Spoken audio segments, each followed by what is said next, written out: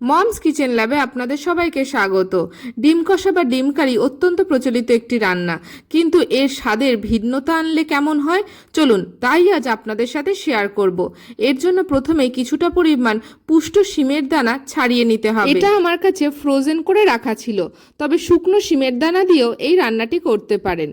এইদিকে মুরগির ডিমও সিদ্ধ করে দুফালি করে রাখা হয়েছে। একটা বাটিতে কর্নফ্লাওয়ার, হলুদ আর লবণ আর সামান্য জল দিয়ে একটা পাতলা ব্যাটার বানিয়ে নিতে হবে।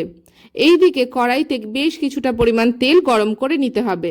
এক ফালি করে ডিমের ওপর কর্নফ্লাওয়ারের গোলা লাগিয়ে গরম তেলে ছেড়ে দিতে হবে। এইভাবে সবকটি ডিম একে একে ভেজে একটা প্লেটে তুলে নিতে হবে। এই রান্নাটি হাঁসের ডিম দিয়ে ভীষণ ভালো হয়। ওই তেলে 1 চামচ ঘি দিয়ে তাতে লবঙ্গ, এলাচ, দারচিনি আর তেজপাতা ফোড়ন দিয়ে দিতে হবে। তারপর ওতে খানিকটা পরিমাণ পেঁয়াজ কুচি দিয়ে একটু ভেজে নিতে হবে।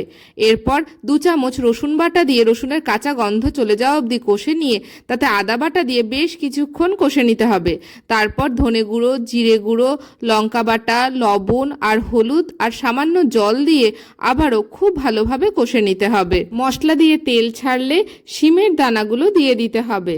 তারপর মশলার সাথে শিমের দানা খুব ভালোভাবে কষিয়ে নিতে হবে। শুকনো শিমের দানা দিয়ে রান্না করলে অবশ্যই শিমের দানাটা আগে সিদ্ধ করে নেবেন। এরপর এতে 1 চামচ টমেটো পিউরি দিয়ে মিনিট খানেক একটু নাড়াচাড়া করে নিতে হবে। তারপর ভেজে রাখা আলু দিয়ে আবারও বেশ কিছুক্ষণ কষিয়ে তারপর বেশ কিছুটা পরিমাণ গরম জল দিয়ে দিতে হবে। এরপর সামান্য শাহি গরম মশলা দিয়ে ভালোভাবে মিশিয়ে ঢাকনা চাপা দিয়ে আলু মজতে দিতে হবে।